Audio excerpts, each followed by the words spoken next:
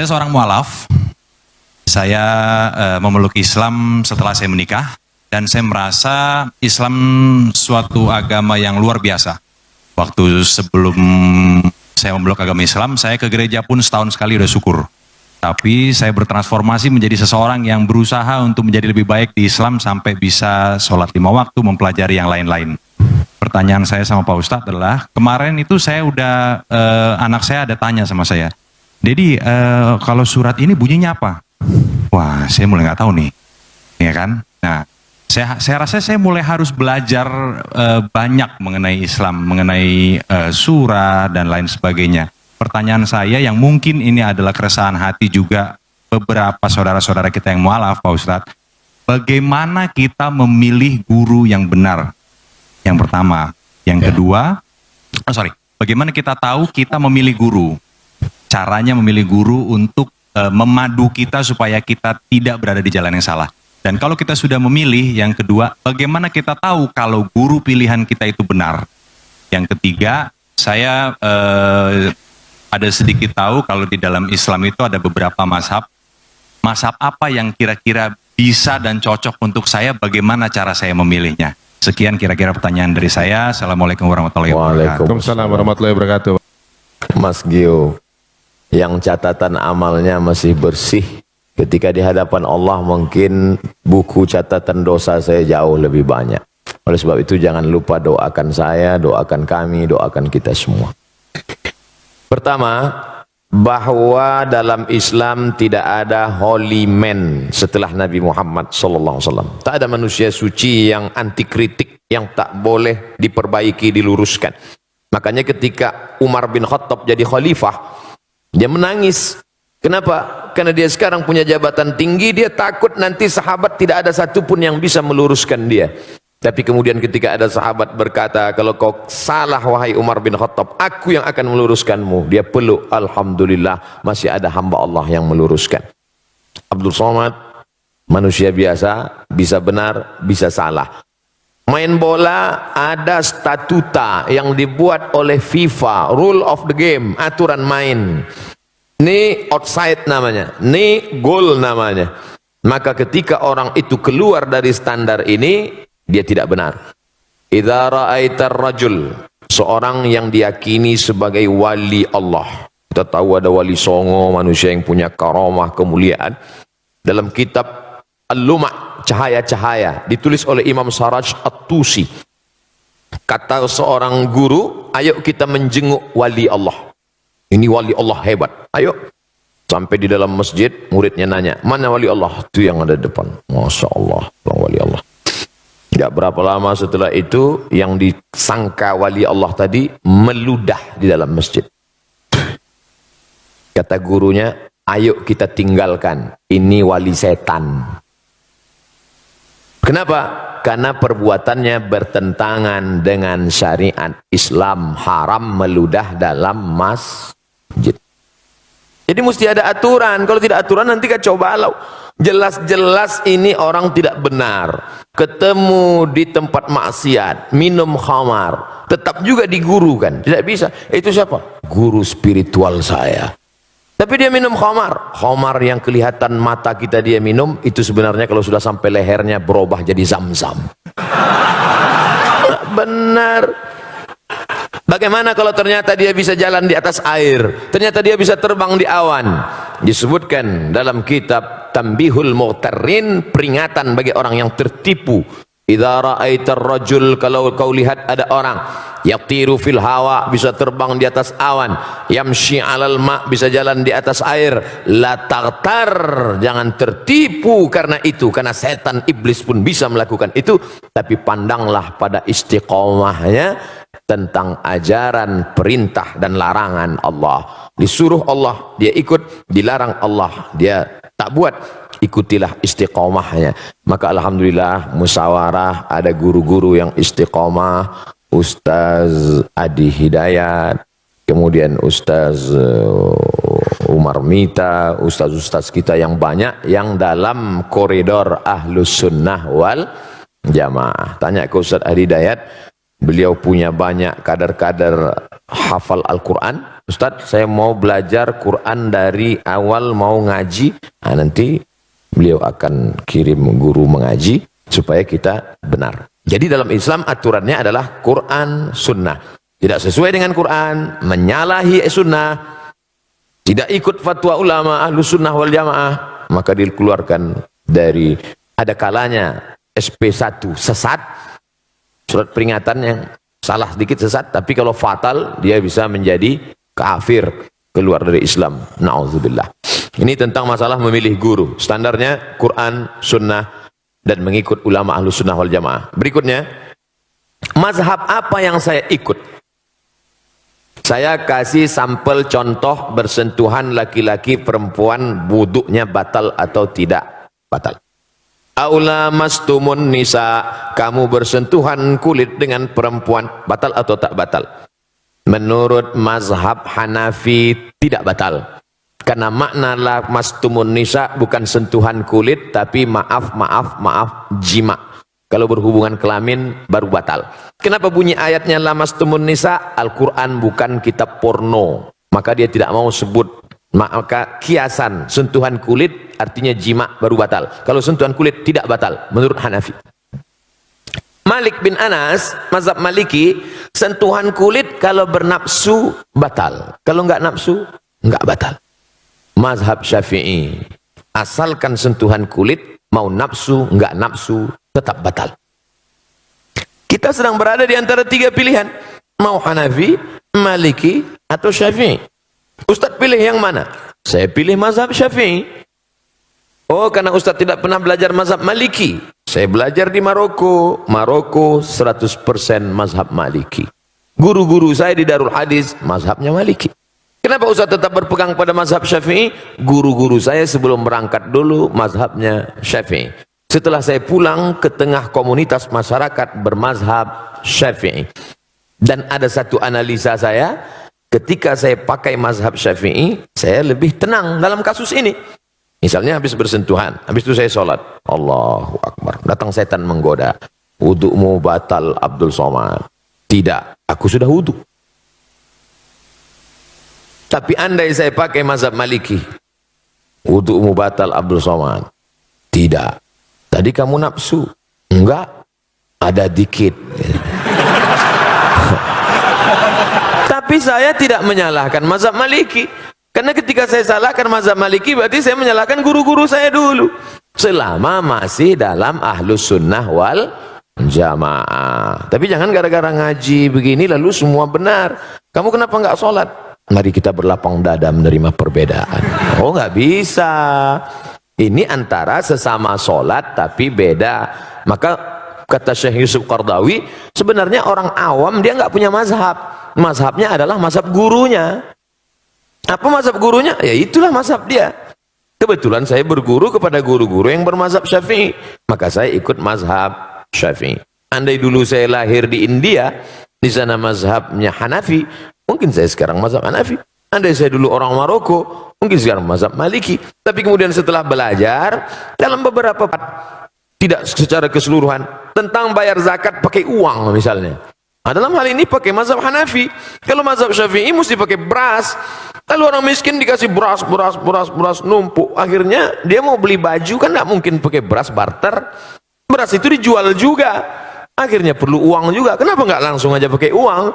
Makanya Syekh Ali Jum'ah Mufti Mesir dalam kitab Al-Bayan lima yushghilul adhan mengatakan dalam masalah bayar zakat fitrah pakai uang, pakai mazhab Hanafi dan sebagian pendapat mazhab Syafi'i.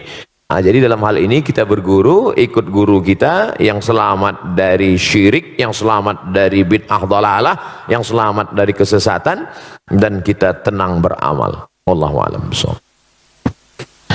Alhamdulillah, mudah-mudahan menjawab Mas Gio.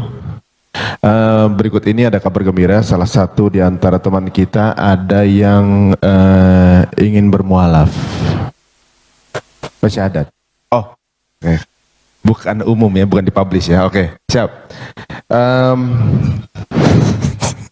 Saya salah baca. Oke, baiklah kalau gitu. Pertanyaan dari Syarul Gunawan. Waduh, di belakang. Oke. Gundul tapi menawan. Silahkan Kang Syahrul, oke silakan. Untuk deket Gio ya. Udah deh ya.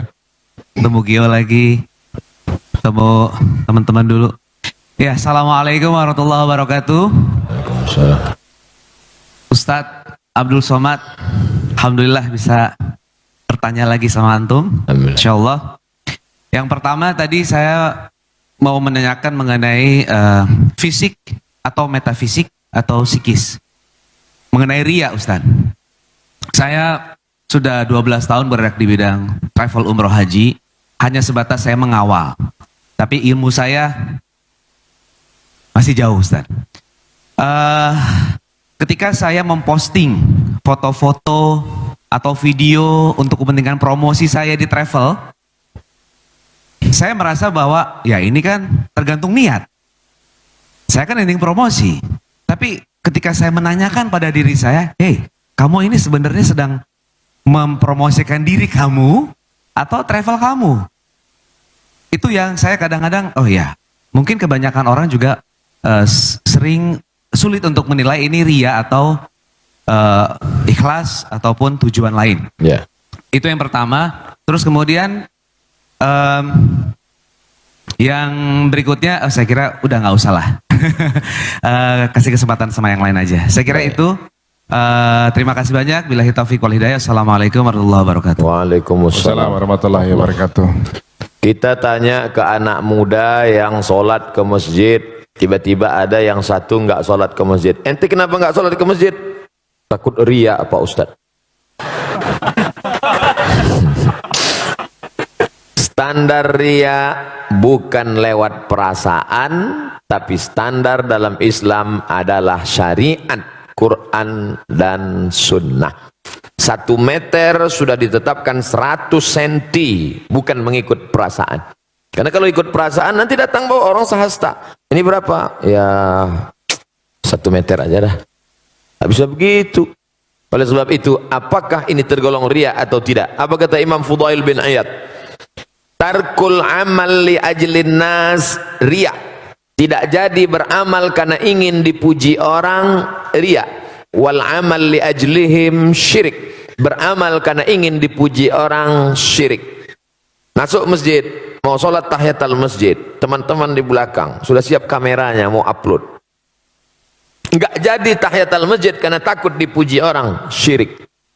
Sholat supaya dipuji orang, melirik ke belakang supaya dipuji orang, syirik. Tidak jadi beramal karena takut dipuji orang, ria.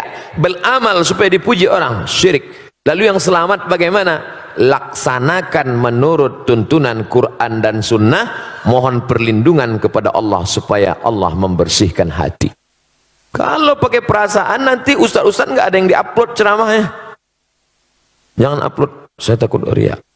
Akhirnya isi medsos itu hantu aja semua. Makanya ulama sekaliber Habib Umar bin Hafiz, ada FB-nya, ada Instagram, ada follower, ada muhibbin. Habib Umar bin Hafiz, kemudian pula Syekh Ali Jum'ah, Habib Ali Zainal Abidin, tetap ada. Untuk apa? Ini syiar, syiar. Fahami ini sebagai syiar. Wal budna ja'alnaha lakum min sya'airillah. Onta-onta dan kambing-kambing yang dipotong itu bagian dari syiar agama Allah. Apa hubungan onta dan kambing itu syiar? Ketika penyembelihan onta dan kambing saat hari raya kurban, istri, anak dipanggil ramai-ramai menyaksikan supaya orang melihat, oh ternyata orang Islam itu hebat ya. Orang Islam itu ramai kalau bagi-bagi daging kambing ya. Kalau sholat subuh aja yang sunyi ya. Ini syiar. Begitu juga dengan postingan Mas Syahrul Gunawan, maka postingan itu tidak mempertunjukkan terlalu lebay, misalnya sampai semua sampai berdoa pun. Dulu orang berdoa menghadap Ka'bah, sekarang berdoa membelakangi Ka'bah. Nah, itu terlalu berlebihan. Tapi sekedar bercerita bahwa ini pergi umrah, ini syiar.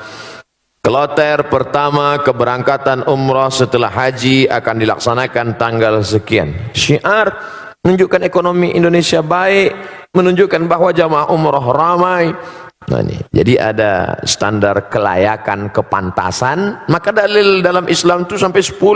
Quran, hadis, ijma', qiyas, syar'u man qablana, saddu zara'i, qaulu sahabi, istihsan, istishab, urf. Standar kepantasan, kelayakan. Ini pantas enggak ini? Ini layak enggak ini? Ketika layak, pantas, maka tidak masuk dalam kategori riya. Bahwa dia senantiasa berbisik-bisik dalam hati, memang kerja setan. Itu memang sudah SOS, standar operasional setan. La'atiyannahum min baini aidihim, aku akan datang dari depan, wa min khalfihim, dari belakang, wa an aimanihim, dari kanan, wa an syama'ilihim, dari kiri. Setan memang sudah datang. Lalu cara kita membalasnya, kita laksanakan niat baik, istighfar. Astaghfirullahaladzim, astaghfirullah. Halau dia hilangkan itu semua. Mudah-mudahan kita diselamatkan semua dari riya dalam rangka menegakkan agama Allah. Amin ya rabbal alamin. Mohon maaf, Ari, satu lagi Ri, penting Ri. Ustadz, mohon maaf, mengenai mazhab tadi, ada kita kebanyakan Syafi'i, ada Hanafi, Hambali. Ketika kita ada di haram misalnya, ada yang duduknya duduk di antara dua sujud, ada yang duduk tahiyat akhir. Kita berpegang teguh bahwa rakaat terakhir itu tahiyat akhir dengan posisi duduk yang agak miring. Tapi banyak juga orang Indonesia yang mengikuti duduk di antara dua sujud. Ada jamaah yang nanya sama saya nggak bisa jawab Ustadz. Nah itu baiknya bagaimana? Apakah kita harus konsisten dengan mazhab kita dengan tata cara seperti itu, atau kita bisa mengikuti, fleksibel? Terima kasih Ustadz. Makasih Ri. Thank you. Udah kejawab kan? Alhamdulillah ya, terima kasih. Kalau sholat itu ada tasyahud awal dan tasyahud akhirnya, sholat zuhur, sholat maghrib, sholat isya, sholat asar, maka tasyahud awal duduknya iftirash. Iftirash artinya tikar, alas, menjadikan telapak kaki kiri sebagai alas. Iftirash, tegak. Pada tasyahud akhir duduknya tawarruk. Tawarruk diambil dari kata warik. Warik artinya pantat, menempel ke lantai. Itu maka agak miring. Mazhab Hambali begitu. Tapi pada salat yang tidak ada tasyahud awalnya, salat Jumat, salat qabliyah, salat ba'diyah, tahiyatul masjid, yang tak ada tasyahud awalnya, maka duduk tasyahud akhir itu duduknya tetap iftirash seperti duduk tasyahud awal.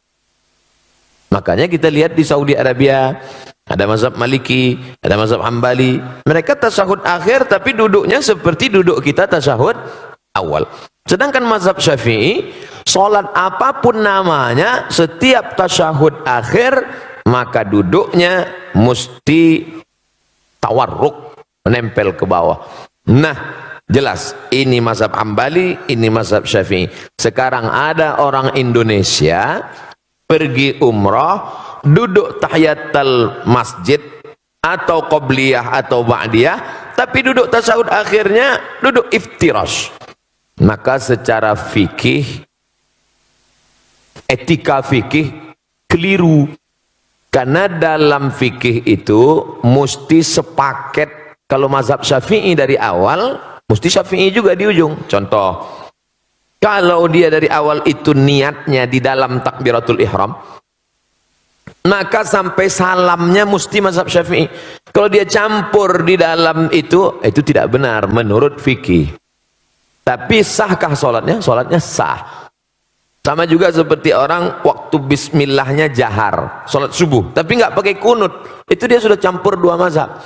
Bismillahirrahmanirrahim, alhamdulillahirabbil alamin, itu mazhab Syafi'i. Mestinya setelah rakaat kedua, Allahumma hdina fi man hadait. Tapi sekarang pada beberapa masjid bismillahnya Syafi'i, tapi kunutnya malah pindah ke Hambali. Secara etika fikih dia tidak ngerti fikih, tapi dia udah sholat subuh aja udah alhamdulillah, gitu. Sholat subuhnya sah.